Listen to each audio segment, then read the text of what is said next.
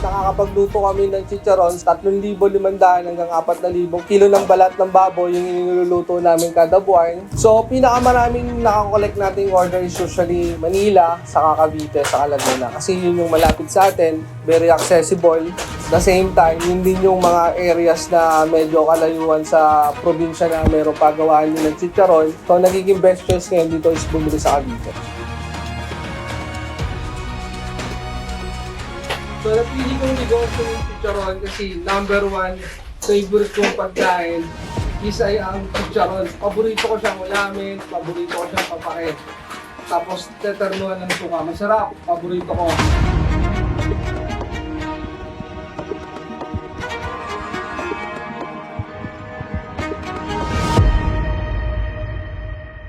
Wyatt, owner ako ng Chicharon Alabagnet. Dito yan sa Naik, Cavite. Kasi ako before, mahilig ako magbenta-benta, so dumiskarte. Habang nagtatrabaho ako, nagbebenta ako ng kung ano-ano. So, marami na rin akong produkto na binili tapos papatungan. And then eventually naisipan ko bakit hindi na lang ako magluto ng chicharon tapos ako mismo ang pagkagawa ng proseso, tapos ako magluluto, tapos ako magbebenta. So, doon nag-start yung ating chicharon business. So, yung meat natin is nanggagaling Spain. Hindi lang siya ordinary na balat. So, may kasama siyang konting taba laman. Kami mismo yung nag-aasin nun, kada balat. Pinupunasan namin siya ng asin, tapos may mga seasonings, tapos kami na rin yung nag-i-slice by strip size. Tapos dinadaan namin siya sa stage na pag-iinantala. Then hindi mo siya i-fully cook, i-hold mo siya ng ilang araw. So after that following days, so yung mga nakikita nyong inantala, so yan yung naman yung papaputokin namin para sa last proseso para maging kompleto at maging chicharon yung paninda namin.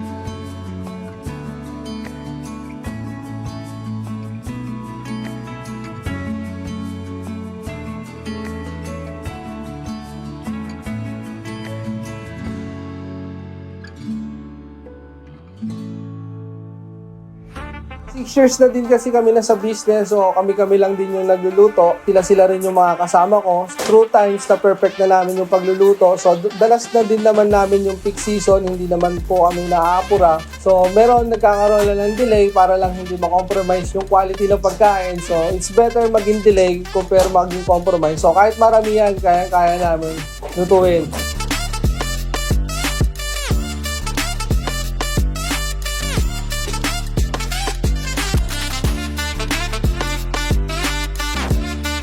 Nag-start yung business ko 2018. So yung in-establish ko yung business, yung una-una kong katulong, syempre yung asawa ko. So dalawa lang kami nagtutulungan. Ako yung nagluluto, nagre-repack. Gumagawa lang ako noon mga panahon yun ng mga 20 packs a day, 15 packs. So nag-start yung negosyo ko, kaming dalawa mag-asawa pa lang. So meron din tayo syempre yung mga tinatawag na bad encounters sa mga delivery natin. So minsan nagkakaroon tayo ng weather problem. So nade-delay yung shipment kasi na-stuck doon sa mga deliveries natin kasi masama yung panahon. At the same time, meron ding mga nadudurog na chicharon. Tapos syempre nami-mishandle ng courier. Minsan nababawasan. Meron ding mga disadvantages pero syempre through time may kokorek mo din paano may tatama yung mga obstacles na nangyayari. Kung ang problema nadudurugan, so ano ba yung magiging way mo para maiwasan yung problema na yun. So palit ka ng courier, at least you learn lesson, di ba?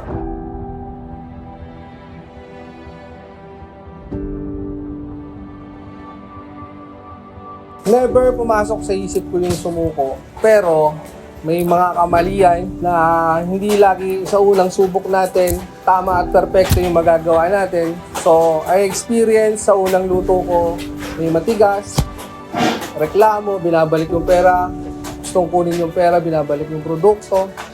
So, syempre, minsan nakaka-disappoint na parang ayaw mo na magpatuloy, pero hindi, ginawa ko. So, nagkaroon ako ng learning and lessons through time para may tama yung mga kamalian na mga pagkakamali ko na na-observe ko.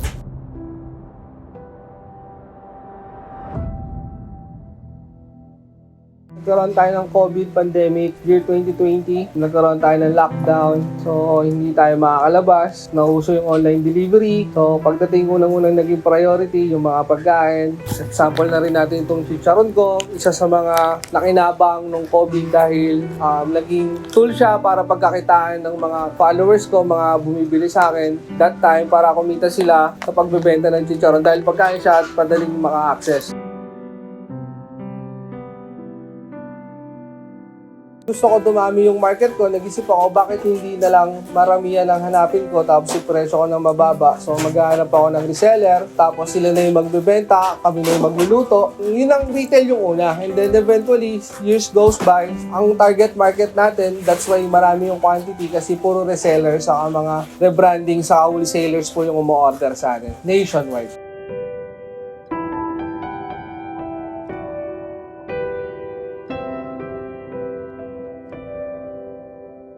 Dami nating exposure sa online. So, may mga vloggers na nagpupunta. So, it helped na maka-generate tayo ng sales. So, napapatibi rin tayo. Napalabas tayo sa GMA 7. So, it helped a lot pagdating sa sales. At the same time, naging more effective na ngayon yung delivery natin kasi ngayon. So, mas marami na ngayon talagang nagdi-deliver at courier sa atin para magdala ng mga gusto natin bilhin online. Sobrang accessible na ngayon. Basta may internet ka, may cellphone ka, mabibili mo yung gusto mo. Pati nga pag-payment, diba, through online na din.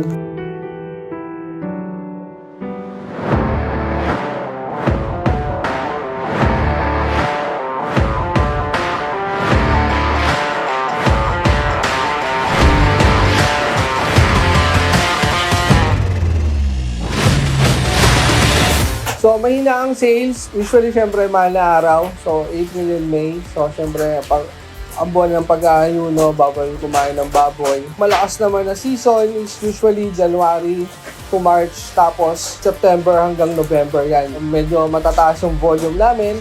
So, gumaganda yung performance namin, tumataas yung volume of kilos na niluluto namin monthly. So, in business, syempre meron tayong mga lean times. Bago natin ma-project yung pangyayari, so through data, kung kailan tayo mahina, so very important yung numbers. For example, year 2023, so bumaba yung sales that month, so kailangan magkaroon ng solution para sa problem, para malutas. So, magkakaroon tayo ng promotions, markdown, para ma-hit lang natin yung gross amount sa quality, para hindi maging negative compare versus last year. So, kailangan natin mga free 5 packs, free 3 packs, may libreng suka, may libreng tarpaulin. Dagdag tayo ng advertisement, hanap tayo mo ng magpo-promote ng negosyo natin. So, hanap tayo ng social media influencer. So, there's a lot of things na pwede nating diskartehan para once na mahina yung sales, which is more magiging effective sa negosyo mo yun. Pero through times, pag ginawa mo, eventually, araw-araw, nakikita ka ng tao. Pag may word of mouth na nagkapag-refer sa'yo na through online, may feedbacks, nakita na masarap, makakapag-generate ka pa rin ng sales, pero yun talaga yung pinakamahirap. For me, bilang online seller, so you need a good camera, good videos, saka isang magandang shots para mas ma-convince and then para makita ng mga audience sa online na mayroon kang magandang itinitindang produkto.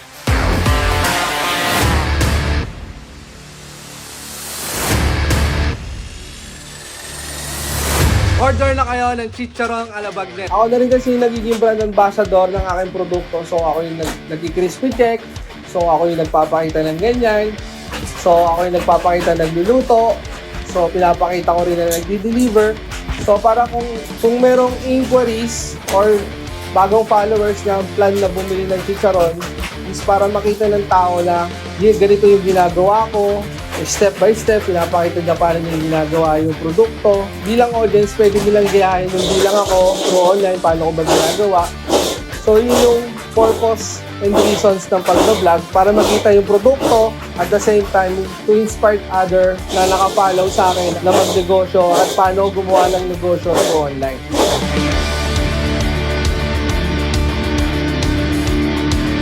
Lahat ng sales na nag-generate namin dito sa pagluluto ng chicharon is through online ko lang ginagawa yung transaction. So nakikipag-deal ako sa online, sa Facebook, and then may certain links tayong binibigay para maka-order. So ang business ko kasi is more on online platform. So ang naging tindahan ko is talaga yung Facebook, Shopee.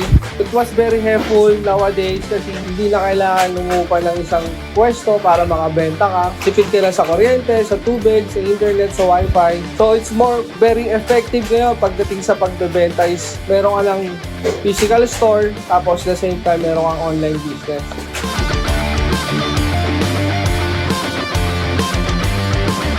So, maganda kasi ngayon kasi meron na tayong mga courier. So, let's say may customer ako sa Bicol, Mindanao, Bukidnon. Meron tayong mga JNT, Flash Express, Shopee Express na pwede nilang i-check out and then door-to-door ng darating. So, very convenient. So, hindi na kailangan mag-travel ng matagal para madala yung produkto. Maganda ngayon, meron na tayong mga couriers na nag-service na pwede silang gawing tool para makapag-generate ng sales. In a week, siguro nakakapag-dispose kami po ng 3,000 hanggang 3,500 pieces of chicharon. So, if you question me, kung masasabi kong success na yung business ko, so definitely yes for me kasi nag-start lang naman ako sa maliit na halaga. Ngayon, meron tayong pinapagawang bagong commissary. Medyo mas malaki dito, times 8 bigger, times 10 bigger sa person na meron tayo. Yearly, meron tayong progress na tinatawag sa negosyo natin. The same time, kaya masasabi ko rin successful na rin ang aking negosyo kasi 5 years, continuous cooking chicharon. Sobrang way of life different compare before. Ngayon, sobrang gaang na ng buhay ko ngayon. Pero medyo mabigat sa utak. Pero pagdating sa freedom, pagdating sa gustong bilhin, pagkain, malaya. So, para sa akin, freedom of time, kaya tayo nagka-negosyo. So, magagawa natin yung anything na we want, na gusto natin bilhin. Pagdating sa family, hindi na nakakangamba. Wala nang pangamba sa future kasi yung negosyo palaki ng palaki. So, ang payo ko sa mga titas, sa mga batang entrepreneur natin dyan, pursue nyo yung pagnegosyo. Galingan natin, huwag natin susukuan, hindi naman palagi sa unang subok, panalo palagi. Kung talagang desidido ka magnegosyo ng pagkain, service, anything na gusto mong ibenta, patuloy mo lang gawin. Saka kung ano yung negosyo mo, dapat kung saan ka magaling. So, kung ano yung forte mo, kung saan ka yung expert mo, so parang knowledge mo is nandoon talaga. Hindi ka na magpapali-mali once execute na pag-negosyo ka kasi hindi mo na kailangan ng mentor, hindi mo na kailangan ng coach. Konting enhancement na lang. Tapos, matutong mag-ipon, hindi porkit maganda yung negosyo natin sa buwan na to, sa susunod na buwan, maganda yung negosyo natin. So, naging maluho tayo ng buwan na yun, tapos biglang bababa yung benta natin. So, backset yun. So, kailangan maging matuto tayo mag-ipon para in near future, yung ipon na gagamitin mo is gagawin mong way para magkaroon ng progress, innovation, yung negosyo na gusto mong palaguin. Kasi kaya mo nga gustong palaguin So, kailangan mo mapalaki yung negosyo. So, parang ako, ginawa ko, yearly, nagpapalit-palit ako ng commissary kung ano yung naipon ko taon. So, this 2024, in 6 years in making chicharon, meron akong 400 square na commissary, tapos merong 1,000 square meter na farmland sa Magallanes. So, doon ko dinala yung ipon ko, sinugalan ko na mas malaki para 2025 year pataas, so mas marami na kaming produktong magagawa.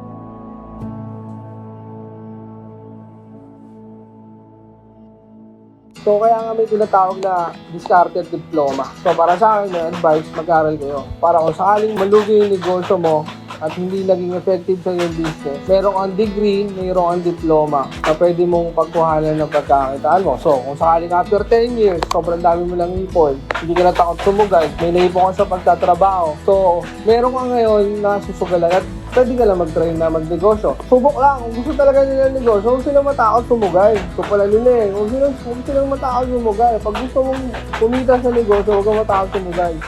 Number 1 rule yun, number 1 step sa pagnegosyo, matuto kang sumugay. Susugal ka sa mga nalalaman mo, sa diskarte na meron ka, sa skills mo, yun nga lang, may kasamang pera. So, kailangan mo nga lang galingan.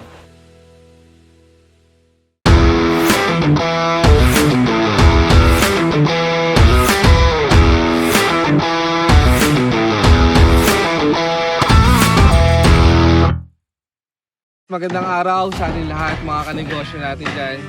So samahan nyo ako. So ito yung bagong progress ng business natin sa loob ng 6 na taon. So nag-ipon tayo, lagi tayo may progress. Pero ito na yung final touchdown ko pagdating sa negosyo. So meron na tayong isang masasabing medyo maayos at malaking chicharunan na pwede nating i-supply sa buong Pilipinas. So kayang-kaya natin yung demand. So tara, samahan nyo ako. So nandito tayo ngayon sa Magallanes. So may next project tayo. So magbibilad tayo ng ordinary chicharon. So yung nakikita nyo ngayon sa vlog is chicharon na labagnet. So may target tayong product. Kasi meron na tayong magandang sunlight. So magbibilad tayo ng balat ng baboy, salmon, saka tuna skin. So soon yung gagawin natin produkto bukod sa chicharon na labagnet. So lahat ng pinaputok gagawin natin dito. Tara, samahan nyo ako. So nandito tayo ngayon sa first station. Meron tayong third station. So may station 1, station 2, saka station 3. So dito muna tayo sa station 1 kung saan natin makikita tinatadtad yung balat ng baboy saka ginagawang ng tala yung chicharon natin. So by process, mapapanood nyo. Tara, samahan nyo kami.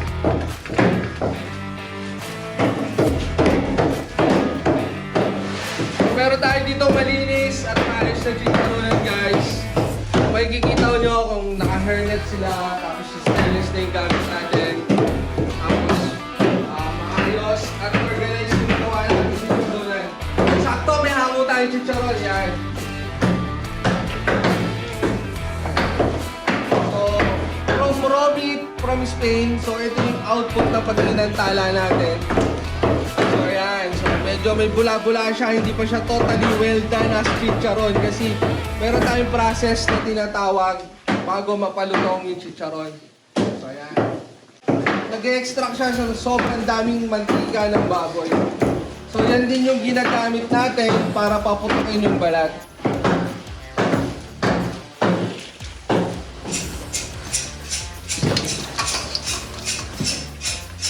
Yan, makikita nyo guys, may laman, may balat, tapos may konting lean meat na makikita kayo.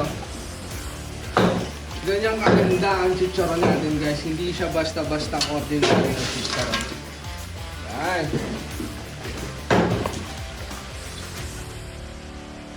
So, punta tayo paano natin tinitimplahan yung balat ng baboy. Tara, samahan. So, ito yung timplahan natin. So, ginagamitan lang natin siya ng secret ingredients, tapos may konting rock salt. So, ayan. So, binubudburan natin siya ng asin. So, para kumapit yung lasa ng seasoning natin sa rock salt bago natin inantala. So, ayan, nirarab natin. Kaya para kapit na kapit, so irarab natin siya. Ayan. Para kapit na kapit yung lasa ng seasonings natin bago prituhin. Yan. So, makikita nyo guys, ito naman yung isang file. Siguro nasa 30 kilo to to 50 kilo na balat ng baboy na dito kukunin, tapos itimplahan, tapos i-chop natin, tapos inaantala. Pero nandito tayo sa pangalawang station. So sobrang dami natin baboy, kailangan natin ng additional na 2 lutuan. So marami tayong demands online na kailangan supplyan kasi natigil tayo. So 2 weeks yata kami hindi nakapag-produce ng chicharon kasi ginawa nga itong bago natin chicharon. So maraming nag-abang. Yan. So ito naman inantala natin guys, badya ang inantala. Yan. So wala na siyang mantika, hindi na siya masyadong mamantika. Yan. Tapos na-extract na niya yung mantika. So 2 days from now, 3 days from now, so doon na natin siya papaputokin, titimplahan ng some seasonings, tapos i-repack, tapos i-rebranding natin sa mga resellers natin na dumidiskarte, tapos papadala natin sa buong Pilipinas. So lulutuin namin ngayon is total of 5,500 pieces of chicharon a la bagnet. So yun ang aking sinusukal ngayon sa negosyo. Umorder tayo ng 2,000 kilo. So ang kakalabasan nun is 5,000 packs ng chicharon na labanet. It's almost siguro mga 300 to 400,000 yung kailangan natin i-dispose in 1 week. So meron na kami naluto yesterday. So samahan nyo kami.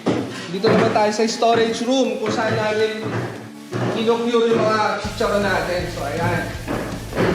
So crates ng chicharon.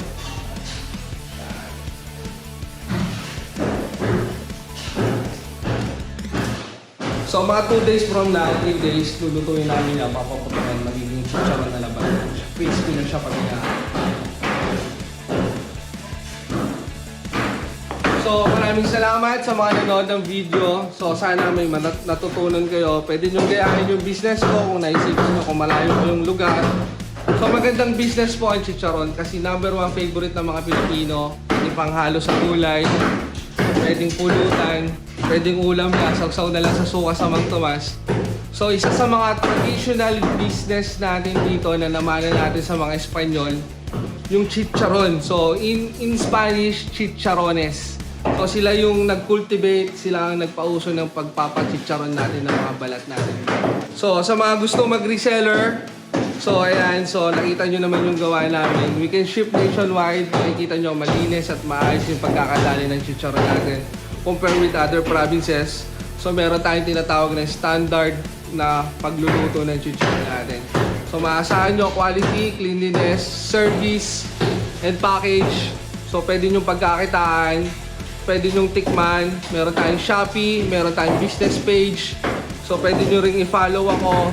So connect lang kayo sa akin. So tutulungan namin kayo. Tuturuan ko kayo paano kumita online gamit yung chicharon. So in case nagtatrabaho kayo sa isang company, gusto nyo dumiskarte, dagdag kita. So pwede kayo mag-message sa akin, order kayo ng 30 piraso, tapos ibenta nyo, bubuhan nyo lang 40 pesos. So meron lang extra income. Hindi na pwede ngayon yung umaasa sa trabaho lang. So kailangan may diskarte. Kung gusto mong umasenso ang buhay mo, kailangan mo may diskarte ka sa buhay. Hindi pwede yung may trabaho ka lang, kailangan may diskarte. Sana may natutunan kayo. Maraming salamat. Yes, sir.